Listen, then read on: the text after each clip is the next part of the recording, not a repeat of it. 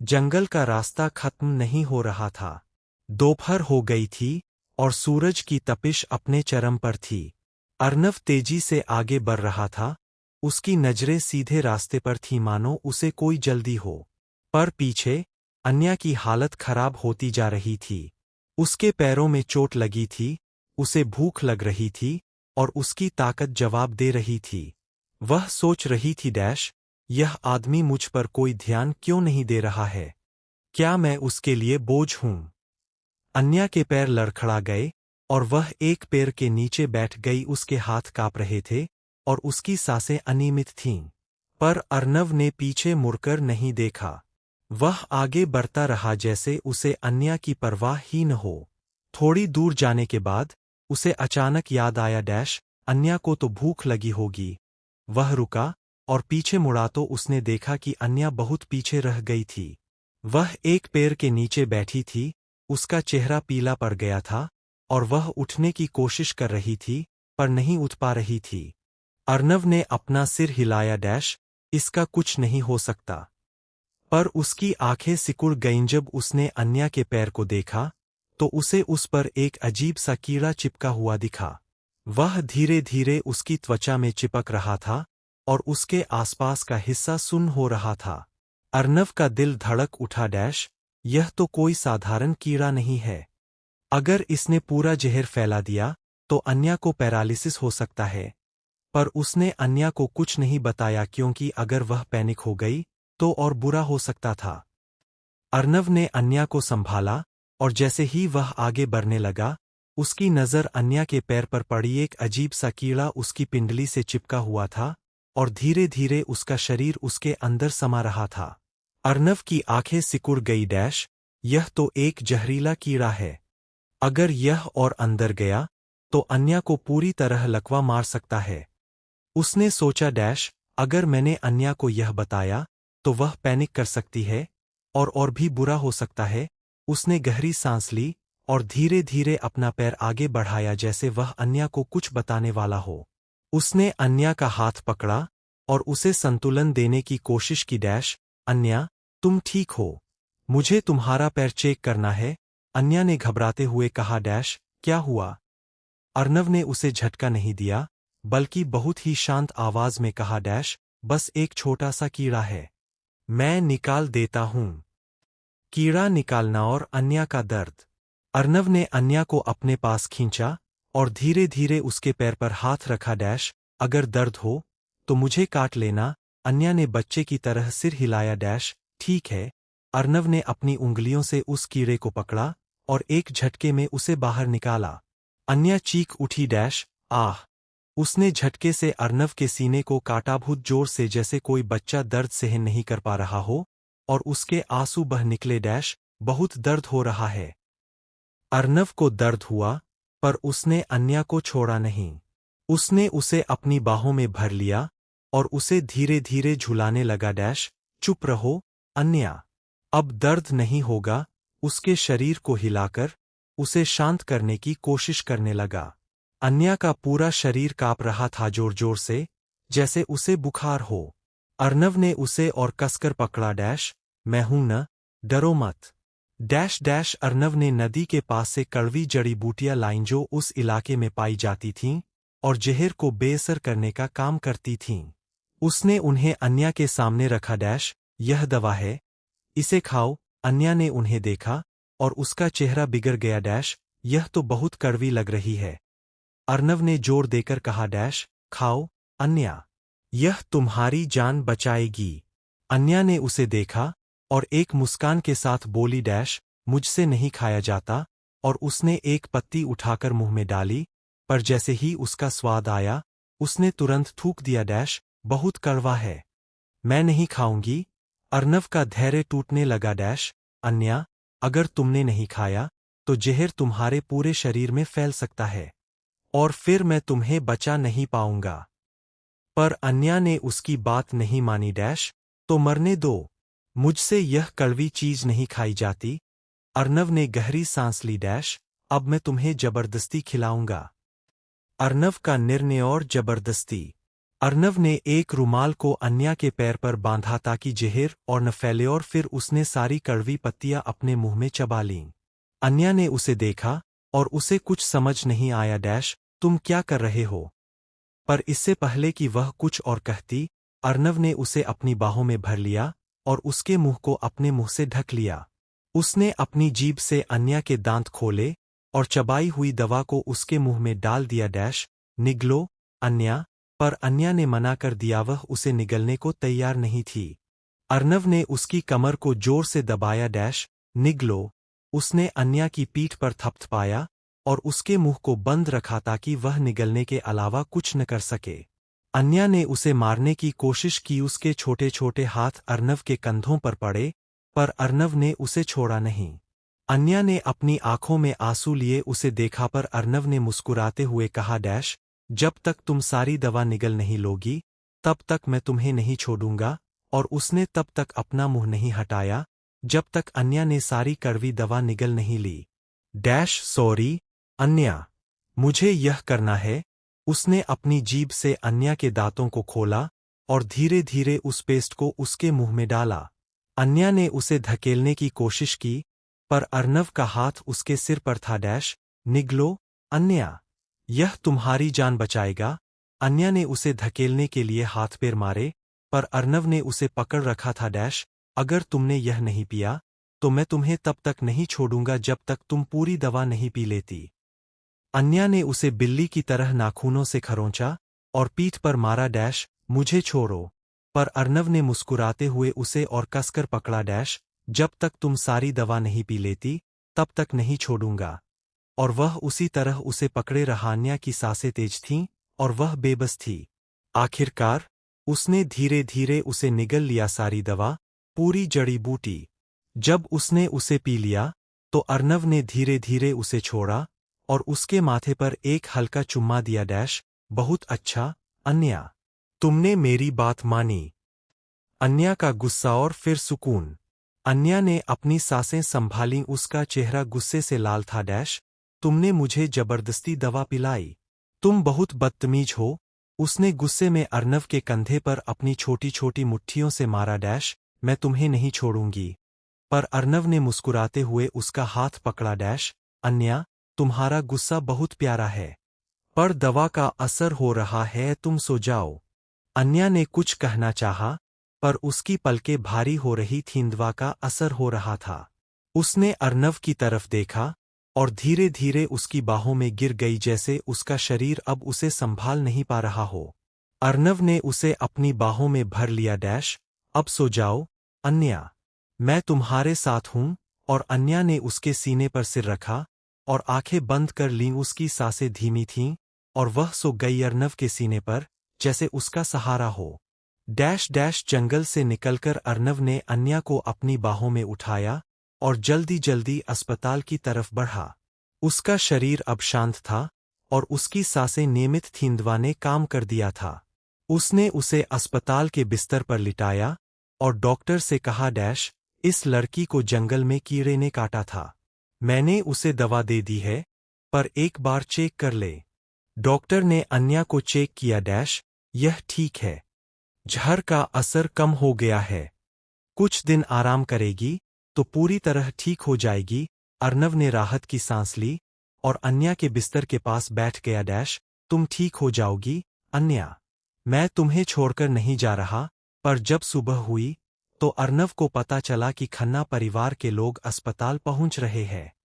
उसने जल्दी से अन्या के हाथ में एक नोट रखा और चुपके से वहां से निकल गया। खन्ना परिवार की चिंता। विवान और कबीर का बुरा हाल था। 2 दिनों से अन्या जंगल में गायब थी और उन्होंने पूरे जंगल की तलाशी ले ली थी।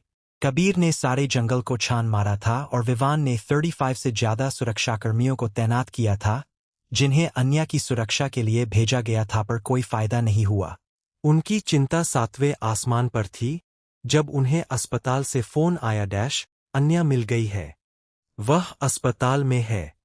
सब दौड़कर अस्पताल पहुंचे। अन्या बिस्तर पर बेहोश पड़ी थी और उसके चेहरे पर निशान थे, पर वह जिंदा थी। आर्यन भी वहां पहुंचा। क्या हुआ? उसे किसने बचाया? पर कोई जवाब नहीं था क्योंकि अर्नव पहले ही जा चुका था। अन्या की जागृति। कुछ घंटों बाद अन्या ने अपनी आंखें खोलीं। उसने अपने परिवार को अपने चारों तरफ देखा और उसके दिल में एक अजीब सी खालीपन थी। मैं यहाँ कैसे आई? उसने पूछा। विवान ने उसका हाथ पकड़ा। तुम्हें जंगल से लाया गया है। कोई तुम्हें अस्पताल लाया? अन्या ने अपना सिर घुमाया। वह लड़का जिसने मुझे बचाया, कहाँ है? सबने एक दूसरे की तरफ देखा। कौन लड़का? अन्या ने जल्दी से अपने हाथ की तरफ देखा। उसमें एक नोट था। तुम सुरक्षित हो, अन्या। अर्नव। अन्या की आंखों में आंसू आ गए। वह गया। वह मुझे छोड़कर चला गया।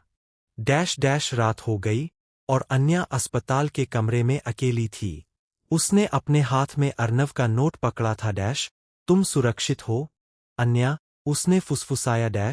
मैं तुम्हें ढूंढूंगी, अर्नव। चाहे कुछ भी हो। और उसी रात हैप्पी ने अपने कमरे में बैठकर सोचा। यह अर्नव कौन है? और वह अन्या के लिए इतना मायने क्यों रखता है? पर उसे नहीं पता था कि अर्नव उसका अपना भाई था और जल्द ही यह राज सबके सामने आने वाला था। अन्या की आंखें खुलीं और वह फिर से उस अपार्टमेंट में थी जहां वह सिया, हैप्पी के साथ चोरी छिपे घुसी थी। उसने चारों तरफ देखा। वही दीवारें, वही तस्वीरें, वही पुरानी यादें। उसका दिमाग अभी भी उस फ्लैशबैक में था। जंगल, वह अजनबी और उसकी बाहों में मिली सुरक्षा। यह अपार्टमेंट, यह उसी का हो सकता है जिसने मुझे बचाया था, उसने सोचा और उसकी आंखें चमक उठीं। पर तभी उसे किसी के नहाने की आवाज सुनाई दी। बाथरूम से पानी की आवाज आ रही थी। अन्या घबरा गई। कोई यहाँ है, हमें छिपना होगा। हैप्पी, सिया ने उसे एक कोने में खींचा और उसके मुंह पर हाथ रखा। चुप रहो, कोई आ रहा है। अन्या ने हैप्पी को देखा और उसके कान में फुसफुसाया। तुम यहाँ क्या कर रही हो? यह किसका घर है? हैप्पी ने उसे एक ऐसी नज़र से देखा जो कह रही थी। चुप रहो, मैं बाद में बताऊंगी। बाथरूम से निकला वो शख्स। बाथरूम का दरवाज़ा खुला और एक आदमी बाहर आया। तौलिया लपेटे हुए, उसके बाल गीले थे और उसके शरीर पर पानी की बूंदें चमक रही थीं। अन्या ने उसे देखा और उसका दिल धड़क उठा। वह वही था। वही चेहरा, वही आंखें, वही जॉलाइन जो उसने जंगल में देखा था। वह आदमी कोई और नहीं बल्कि अर्नव था, सिया, हैप्पी का भाई। अन्या चौंक गई। यह वही है। यह मेरा प्रिंस चार्मिंग है। वह आगे बढ़ने वाली थी पर हैप्पी ने उसे पीछे खींचा। नहीं, अभी नहीं। हैप्पी की आंखों में घबराहट थी। अगर उसने हमें देखा तो सब खत्म हो जाएगा। पर अन्या ने उसकी बात नहीं सुनी। मुझे उससे मिलना है। वह वही है। पर हैप्पी ने उसे जोर से पकड़ा। तुम पागल हो। अगर उसने पहचान लिया तो क्या होगा?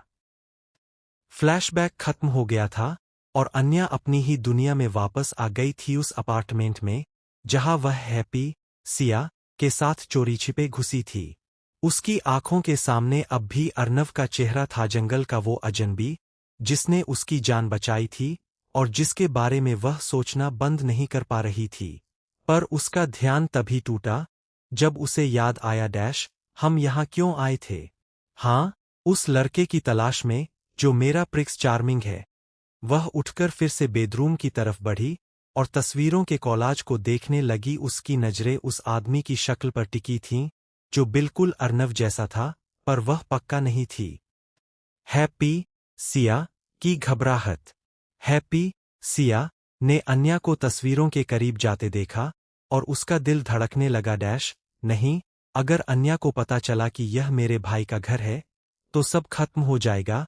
उसने झटके से अन्या का हाथ पकड़ा और उसे एक कोने में खींचा। अन्या, तुम क्या कर रही हो? यह किसी का निजी घर है।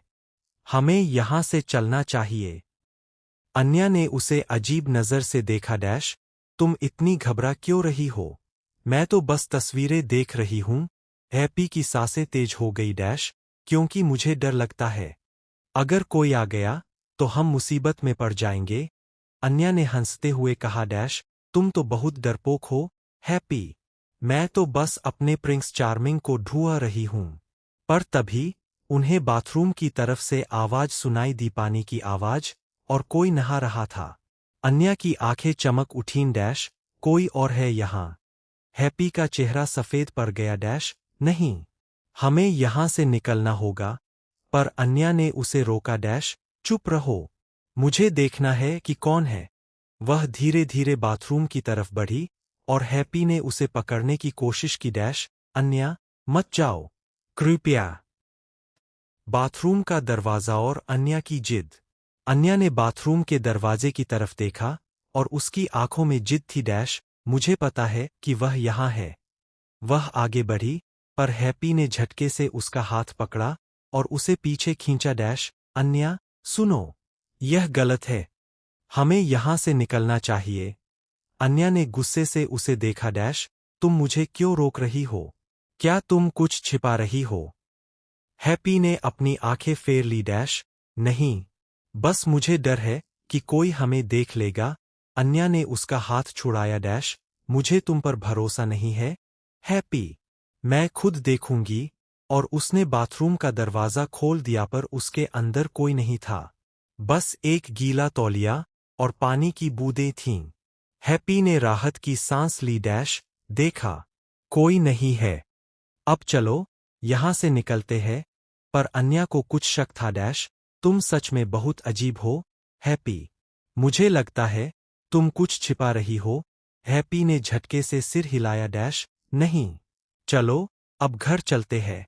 और दोनों वहां से निकल गईं। हैप्पी का दिल धड़क रहा था, अन्या की बेपरवाह ड्राइविंग और हैप्पी की घबराहट।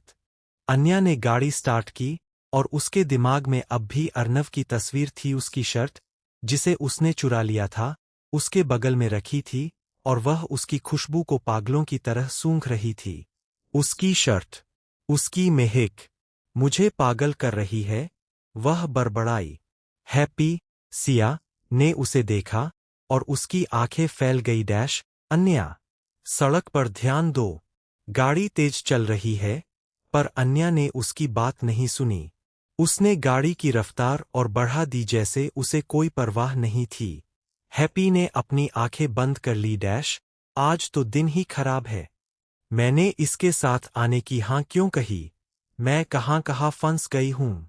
अन्या ने गाड़ी को ऐसे चलाया जैसे वह कोई रेसिंग कार हो। उसने सड़क पर आने वाली हर दुकान को ठोका, गाड़ियों को टक्कर मारी और पैदल चलने वालों को बचने के लिए इधर-उधर भागने पर मजबूर कर दिया।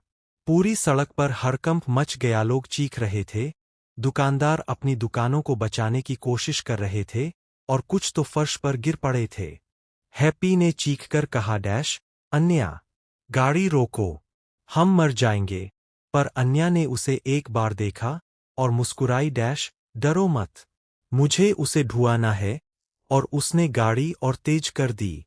पर तभी उनके सामने पुलिस की कई गाड़ियां आ खड़ी हुईं, सायरन बज रहे थे और पुलिस वाले उन्हें रोकने के लिए आगे बढ़े। पुलिस थाने में और अन्या की बेफिक्री। अन्या को गाड़ी से बाहर निकाला गया और हैप्पी को भी। एक पुलिस वाले ने गुस्से से कहा डैश, इतनी छोटी उम्र में गाड़ी चलाते हो और इतनी लापरवाही से, तुमने तो पूरी सड़क तहस-नहस कर दी। क्या तुम्हें पता है कि तुमने कितनी दुकानों को नुकसान पहुंचाया है? अन्या ने कोई जवाब नहीं दिया, उसकी नजरें अब भी उस शर्ट पर थी जो उसने चुराई थी और वह उसे देखकर मुस्कुरा रही थी। पुलिस वाला और गुस्सा हो गया डैश, तुम सुन रही हो, यह कोई मजाक नहीं है। अब तुम दोनों को थाने ले जाया जाएगा और तुम्हें अपनी करतूतों की भरपाई करनी होगी। हैप्पी ने अपना सिर झुकाया डैश, मुझे माफ कर दो, सर, यह सब गलतफहमी है। पर पुलिस वाले ने उसे नजरअंदाज कर दिया डैश, चुप रहो, चलो थाने। और दोनों को पुलिस थाने ले जाया गया। हैप्पी का दिल धड़क रहा था और अन्या अब भी अपनी ही दुनिया में खोई हुई थी डैश, मुझे उसे ढूंढना है, चाहे कुछ भी हो। पुलिस थाने का माहौल ठंडा और डरावना था। अन्या और हैप्पी, सिया एक बेंच पर बैठी थीं और सामने एक सख्त पुलिस अधिकारी उन्हें घूर रहा था। उसने अपनी उंगलियां मेज पर पटकी डैश, तुम दोनों को पता है कि तुमने क्या किया है। सड़क पर तहस-नहस मचा दिया। दुकानों को तोड़ा, गाड़ियों को टक्कर मारी, तुम्हें शर्म नहीं आती। अन्या ने अपना मुंह फेर लिया जैसे उसे कोई फर्क नहीं पड़ता। पर हैप्पी, सिया, का दिल धड़क रहा था। मुझे माफ कर दो, सर। हम गलत थे। पर पुलिस वाले ने उसे और डांटा। चुप रहो। तुम एक लड़का हो और तुम्हारी जिम्मेदारी थी कि इस लड़की को रोको। पर तुमने कुछ नहीं किया। वह अपनी कुर्सी से उठा और हैप्पी के करीब आ गया। पुलिस थाने का माहौल गर्म था। सख्त पुलिस वाले, ऊंची ऊंची आवाजें और डर का माहौल। अन्या और हैप्पी, सिया एक बेंच पर बैठी थीं जब पुलिस वालों ने उन्हें घूरना शुरू किया। उनकी नजरें हैप्पी पर टिकी थीं, उसके क्यूट चेहरे, उसकी चार्मिंग मुस्कान और उसकी सुंदरता पर। वह लड़का, जो असल में सिया थी, थाने में बैठे बाकी लोगों से बिल्कुल अलग लग रहा था। इतना नाजुक, इतना खूबसूरत कि पुलिस वाले उसे देखकर जल रहे थे। एक पुलिस वाले ने गुस्से से कहा। यह लड़का हमें क्यों ऐसे देख रहा है? इसे लगता है कि यह कहाँ आ गया है। दूसरे ने कहा। हाँ, हमें इसे सबक सिखाना चाहिए। उन्होंने हैप्पी की तरफ देखा और उसके रूप को नजरअंदाज कर दिया। हमें क्या, यह तो हमारे सामने है और हम इसे परेशान कर सकते हैं। एक पुलिस वाले ने डंडा उठाया और हैप्पी को मारने के लिए बढ़ा। अब तुम्हारी खैर नहीं। हैप्पी ने अपनी आंखें बंद कर ली। मुझे बचाओ कोई। तुम्हें सबक सिखाना पड़ेगा। उसने डंडा उठाया और हैप्पी को मारने के लिए बढ़ा। अब तुम्हारी खैर नहीं। हैप्पी ने अपनी आंखें बंद कर ली। मुझे बचाओ कोई। पर तभी थाने का मुख्य दरवाजा धड़ाम से खुला और अंदर आया आर्यन, उसके काले सूट में।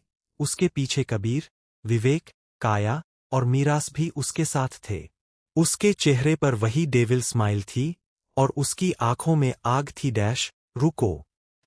आर्यन की एंट्री माफिया स्टाइल। तभी थाने का मुख्य दरवाजा धड़ाम से खुला और अंदर आया आर्यन, उसके काले सूट में। उसके पीछे कबीर, विवेक, काया और मीरास भी उसके साथ थे। उसके चेहरे पर वही डेविल स्माइल थी और उसकी आंखों में आग थी। रुको। उसने झटके से हैप्पी को उस डंडे से बचाने के लिए उठाया और अपनी बाहों में भर लिया जैसे कोई छोटे बच्चे को उठाता है। तुमने मेरे परिवार की बेटी को डंडे से मारने की कोशिश की।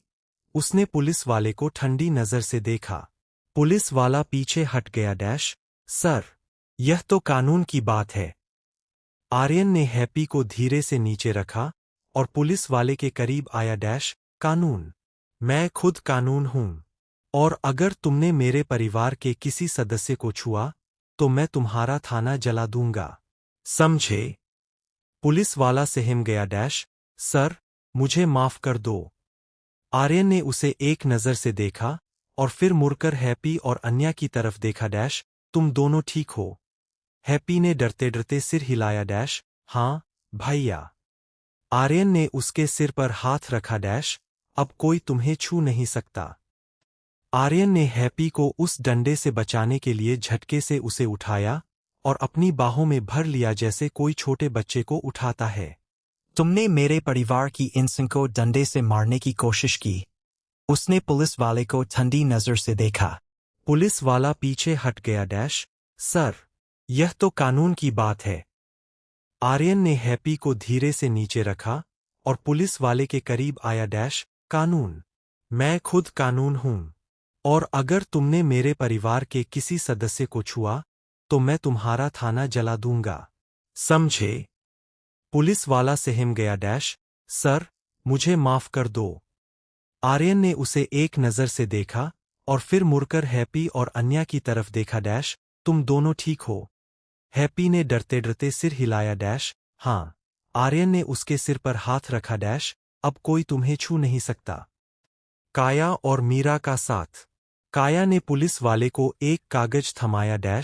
यह सारी दुकानों की भरपाई का चेक है। अब तुम्हें कोई समस्या नहीं होगी।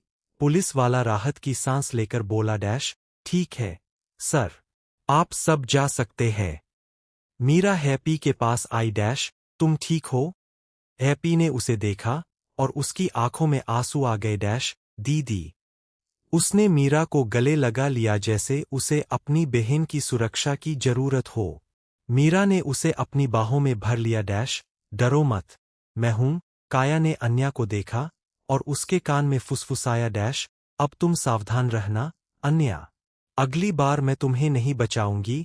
अन्या ने मुस्कुराते हुए कहा। मुझे पता है काया दीदी, आप हमेशा बचाती है। पुलिस थाने से बाहर निकलते ही मीरा ने हैप्पी, सिया को अपनी बाहों में भर लिया जैसे उसे अपनी बहन की सुरक्षा की जरूरत हो।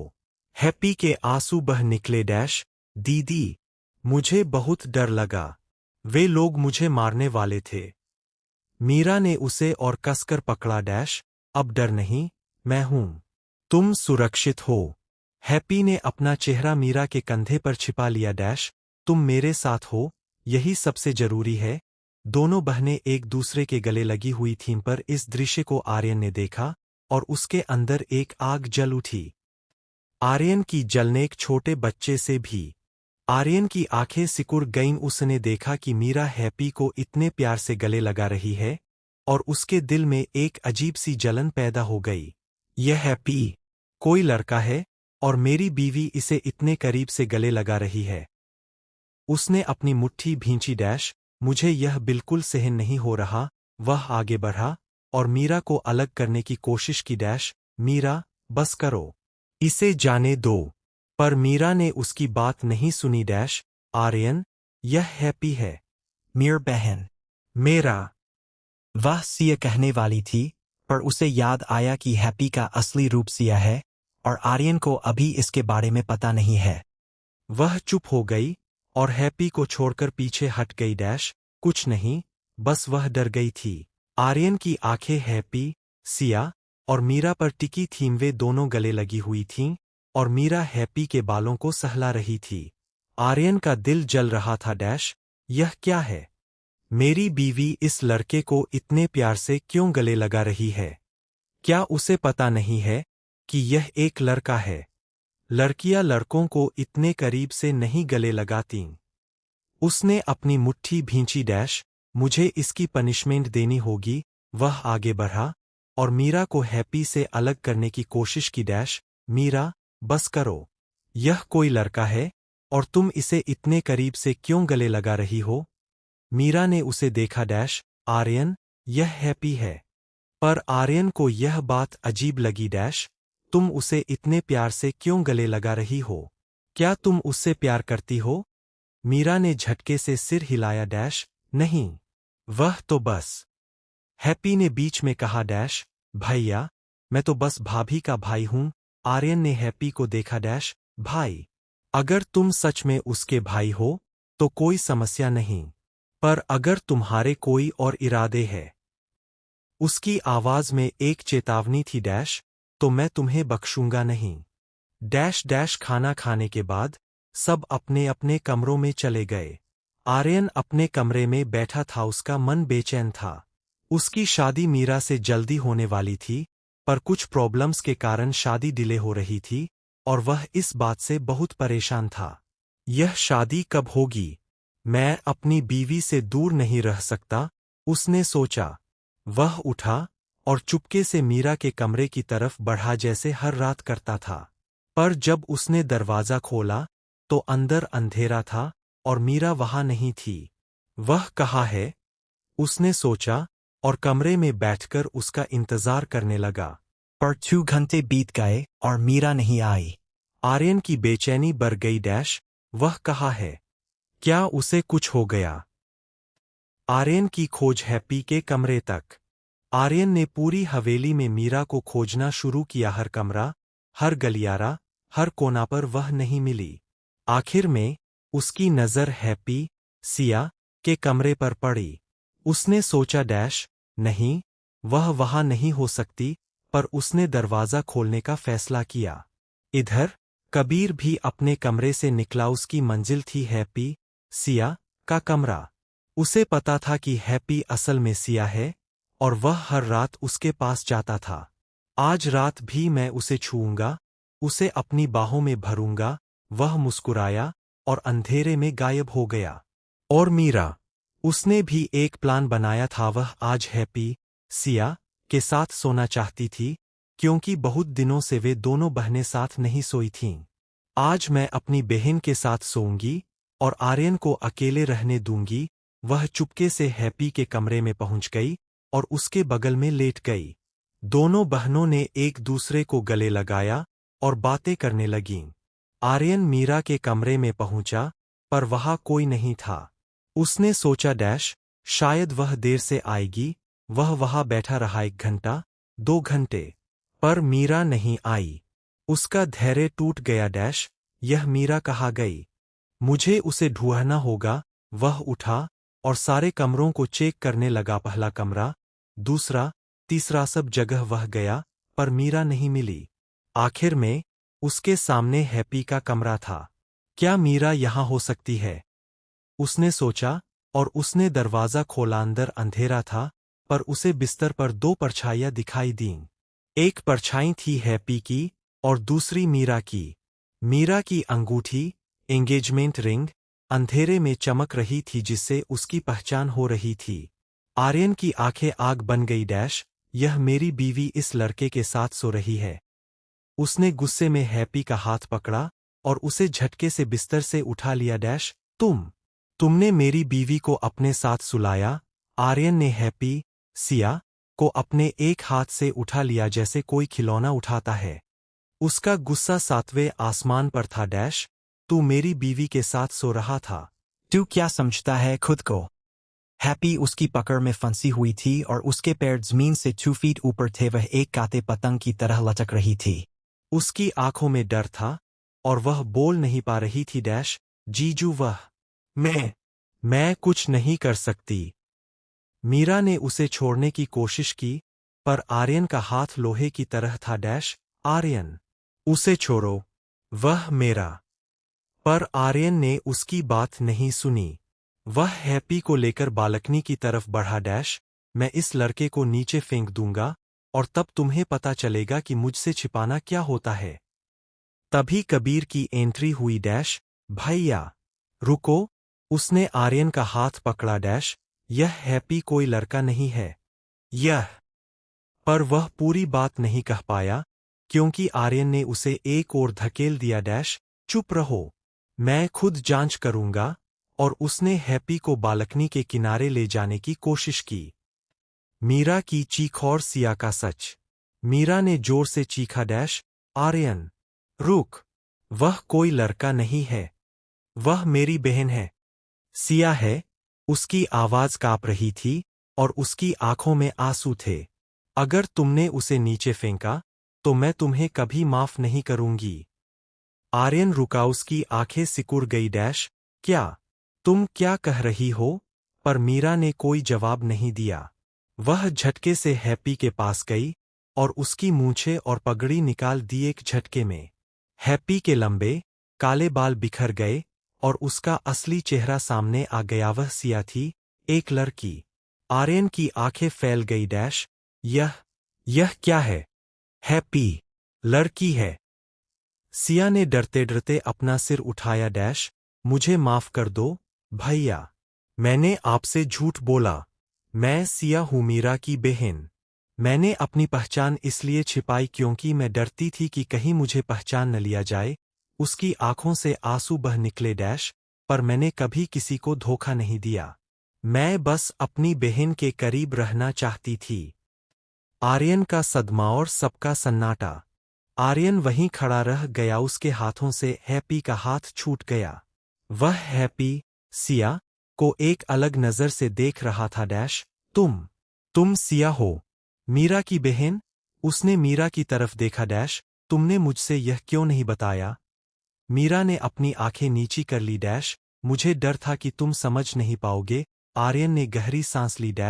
तुमने मुझ पर भरोसा नहीं किया। मीरा ने उसका हाथ पकड़ा। मैं भरोसा करती हूँ आर्यन, पर मुझे सिया की सुरक्षा की चिंता थी। कबीर ने भी अपना सिर झुकाया। जीजू, मुझे भी पता था, पर मैंने सोचा कि अगर मैंने बताया तो आपको गलतफहमी होगी। आर्यन ने सबको देखा। तुम सबने मुझसे झूठ बोला। पर उसके चेहरे पर अब गुस्सा नहीं, बल्कि एक गहरा दर्द था। तुम सब ने मुझ पर भरोसा नहीं किया। सिया, जो अब अपने असली रूप में थी, ने आर्यन के सामने सिर झुकाया। मुझे माफ कर दो। मैंने आपको नहीं बताया क्योंकि मुझे डर था कि आप मुझे समझ नहीं पाएंगे। उसकी आवाज कांप रही थी और उसकी आंखें नम थीं। आप बहुत शक्तिशाली है, आप मुझे डिफेंड भी कर सकते थे और अटैक भी। पर मुझे डर था कि अगर मैंने अपना राज खोला तो सब कुछ बदल जाएगा। मीरा ने भी आर्यन की तरफ देखा। आर्यन, मैंने तुमसे वादा किया था कि मैं कभी कुछ नहीं छिपाऊंगी। पर मैंने सिया के बारे में नहीं बताया क्योंकि मुझे उसकी सुरक्षा की चिंता थी। मुझे डर था कि अगर किसी और को पता चला तो वह खतरे में पड़ जाएगी। उसने आर्यन का हाथ पकड़ा। पर मुझे तुम पर भरोसा करना चाहिए था। मुझे माफ कर दो। पर आर्यन का चेहरा पत्थर जैसा था, न गुस्सा न नाराजगी, बस एक गहरी खामोशी। उसने मीरा का हाथ छुड़ाया और बिना कुछ कहे अपने कमरे की तरफ बढ़ गया। उसके कदमों में कोई जल्दी नहीं थी, पर उनमें एक भारीपन था, जैसे उसके दिल पर कोई पहाड़ गिर गया हो। उसने कमरे का दरवाजा बंद कर लिया बिना किसी को देखे। आर्यन का अकेलापन, दर्द और गुस्सा। कमरे के अंदर आर्यन ने अपनी मुट्ठी दीवार पर मारी। धमाका हुआ और उसके हाथ से खून बहने लगा, पर उसे दर्द महसूस नहीं हुआ। उसका दिमाग बस एक ही बात पर था। उसने मुझसे झूठ बोला। उसने मुझ पर भरोसा नहीं किया।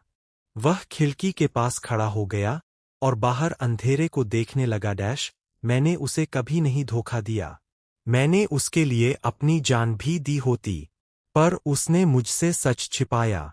और वह सच इतना बड़ा था कि मैं समझ नहीं पा रहा हूं कि उसके दिल में मेरे लिए क्या है। वह बिस्तर पर लेट गया और उसी सोच में सो गया, बिना किसी को बताए, बिना किसी के पास गए। उसकी आंखों में एक गहरा दर्द था जो उसके चेहरे पर साफ झलक रहा था। मुझे क्या करना चाहिए? उसे माफ कर दूं या उसे दूर कर दूं?